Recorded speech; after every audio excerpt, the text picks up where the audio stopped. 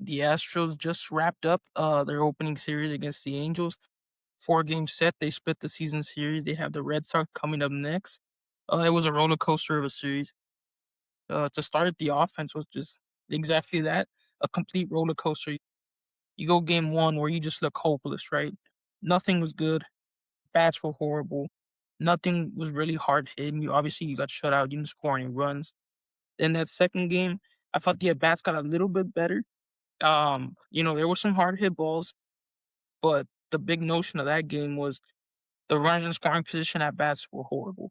You were doing a good job getting hard hit balls and walks and getting on base, but then when those runners got to scoring position, just like last year, we forgot how to hit. When we scored what 1 run, 2 runs that game, and it was a horrible start to the series, dropping the first 2 games.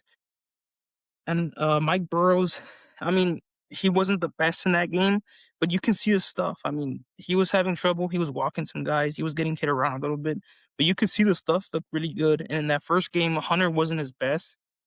He did not have the best command, but he's so good that he was able to just kind of fight his way through 4 and 2/3 shutout. You know, Another pitching standout, Blue Ball was really good. I like how he pitched this series, and he's going really good going back to last year as a reliever, especially. As a starter, he wasn't the best. But it seems like as a reliever, he can really get it going. He's getting up to 97, 98, which is a few ticks up from when he starts games. He usually sits 94, 95 as a starter. We see him out of the bullpen go up to 97, 98, and even touch 99 at some points. I think he did in that first game.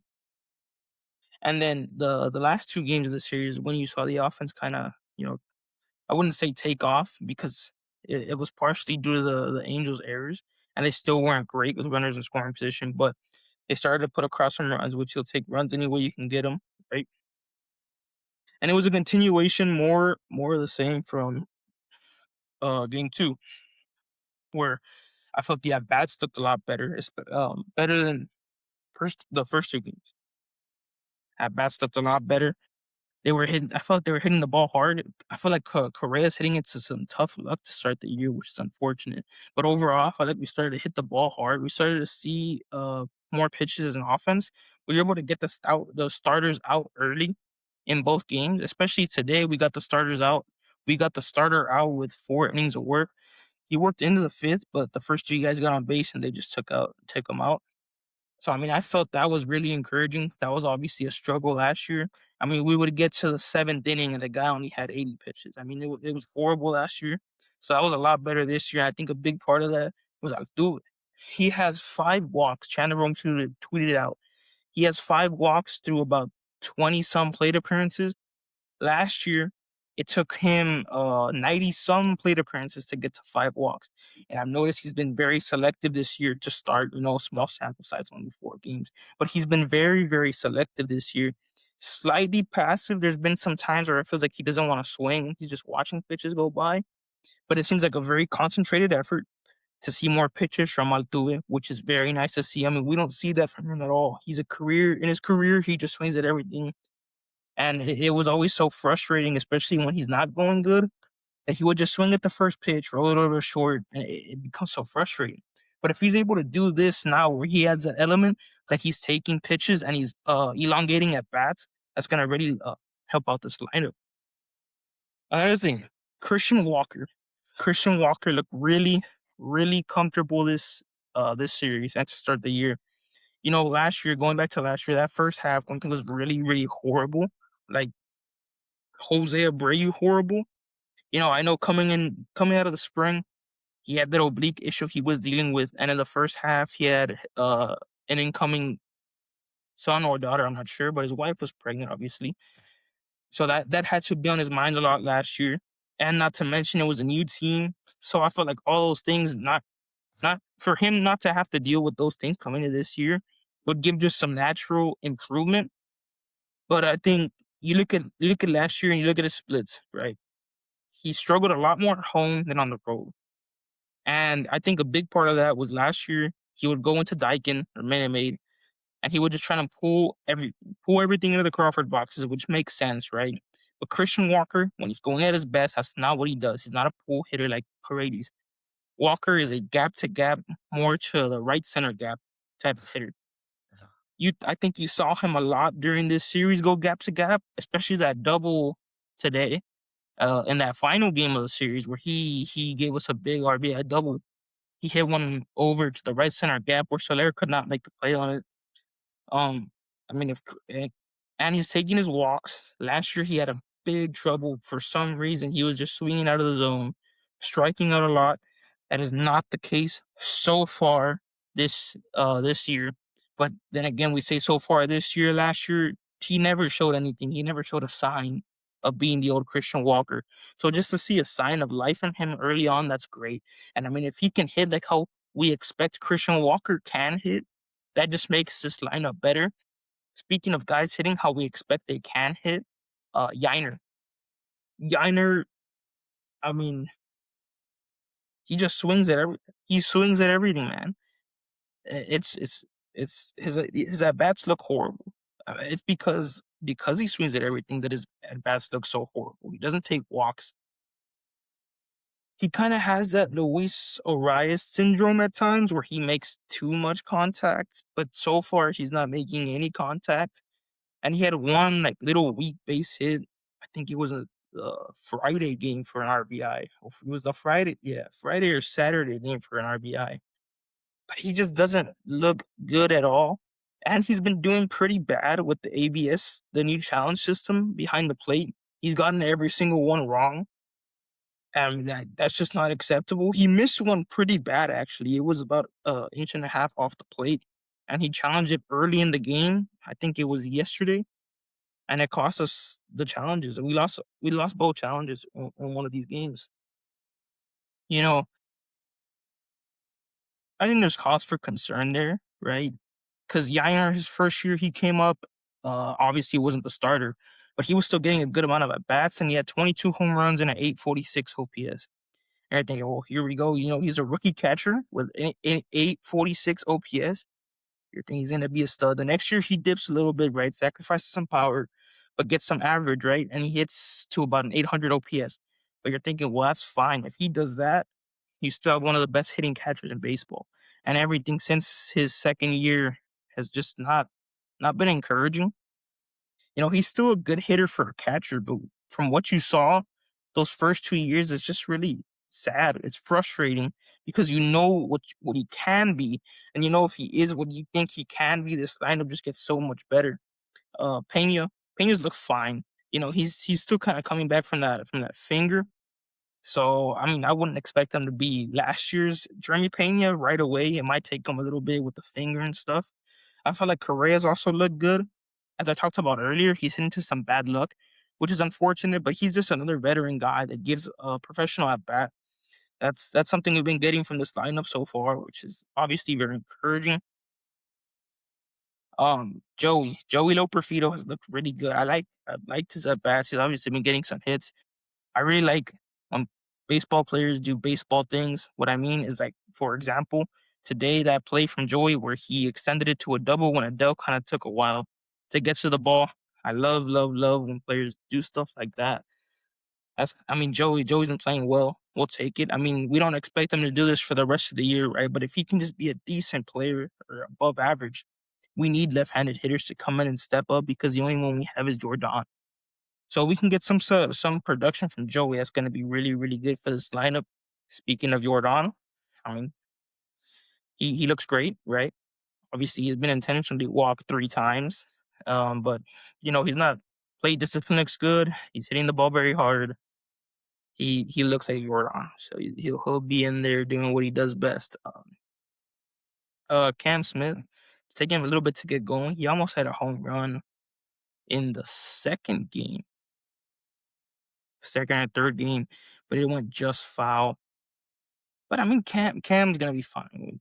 They showed a stat on the broadcast today that he's one of 4 players, age 23, uh, or yeah, age 23 or younger, to have 74-mile-per-hour bat speed and a 29 feet per second on a sprint speed. It was him, Gunnar, Ellie, and someone else I can't remember, but that's great company to be in. I mean, the thing you look for nowadays, people that run fast and people that hit the swing the bat hard, right? And Cam, one thing I noticed from last year, even when he was struggling, he still puts together good at bats. I think he's putting together uh, decent at bats this year, but that's gonna get better. He's still a young player. I think everyone still has the belief he's gonna be a superstar. So we're just waiting for it to come through. Javi, I'm getting a little worried about Javier. I've always been a big, big, big fan of him, but it's been a long time since he's looked like the Javier that we that we fell in love with. I mean, granted, it's one start. You can't say much, right? But I mean, I want to see him perform a little bit closer to what we saw in the past. The velo was just not as high as it once was. He used to be sitting 94, 95, 90, touching 96 every now and then. Now he's 92, 93. I'm hoping he can get back. Imai, he had trouble with command, as did every starter for us, right? But I mean, it makes sense. First start of the year, like it is for all these guys. First start of the year, you can't overreact too much. But for Imai, first start of the year, first start in the States, as an important game. Definitely a little nervous. Stuff looks really good. I'm not too worried about it. Sorry. We need a bigger sample size before we can make an opinion on these guys. It's only start week one of the season, series one of the season.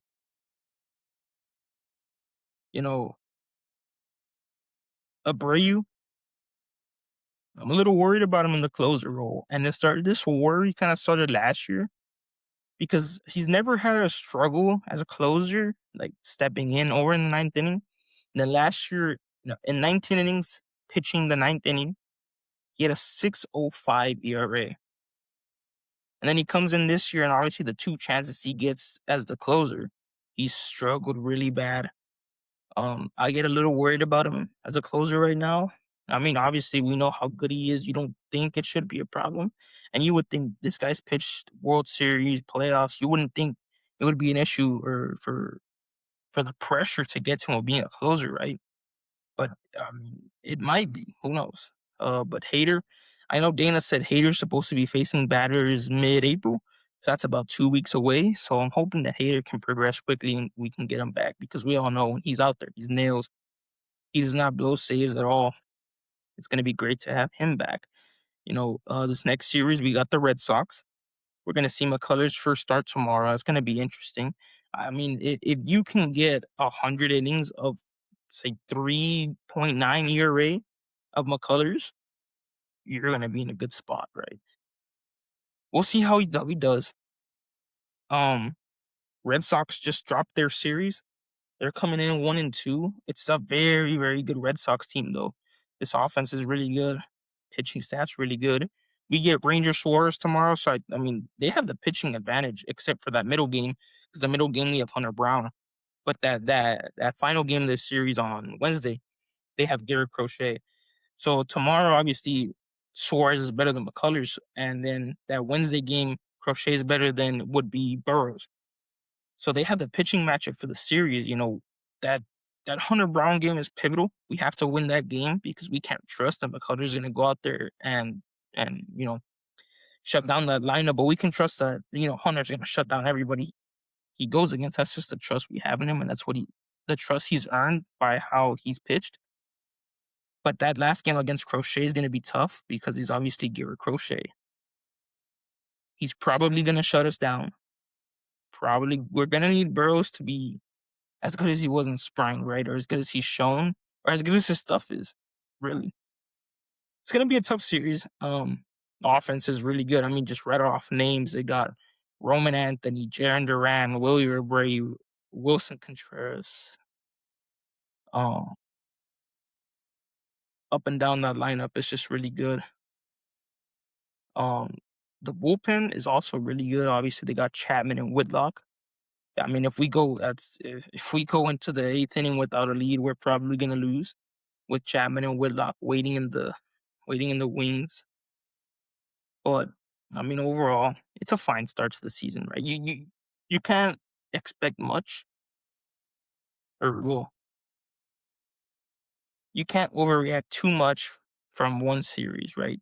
Remember when we swept the Dodgers last year or 2 years ago when we got swept by the White Sox? In a single season, in a single series, anything can happen. Anyone can play well, anyone can play bad, right? But to start the season 2-2, it's fine. You try and come in and get a series win against Boston and take the homestand, right? But it's gonna be interesting. I hope to continue to see these improvement of at bats compared to last year. There's been a lot of improvement in the quality of at bats. We've hit the ball pretty hard as a team, so some good things to build off of. Some things need to improve, like how we're using the ABS. So, I don't think we're using it very strategically. By the way, a pitcher used it, which was, I mean, you can't have that happen, right? I know he had that sit down talk with a spotter after the game. And we've had some guys use them in the middle of counts early in the game, and they don't win. So we're left without our challenges or with one challenge. In the By the first 3 innings, we've already lost a challenge, and then we're left with one, and there's no strategy to it. It doesn't feel like sometimes with the way these guys are using it. But I mean, I think that's just gonna get better over time. They're getting used to it. But I'm gonna be doing series recaps after every series on this channel. So um thank you guys for watching, and I'll see you guys after the Red Sox series, hopefully talking about a series win.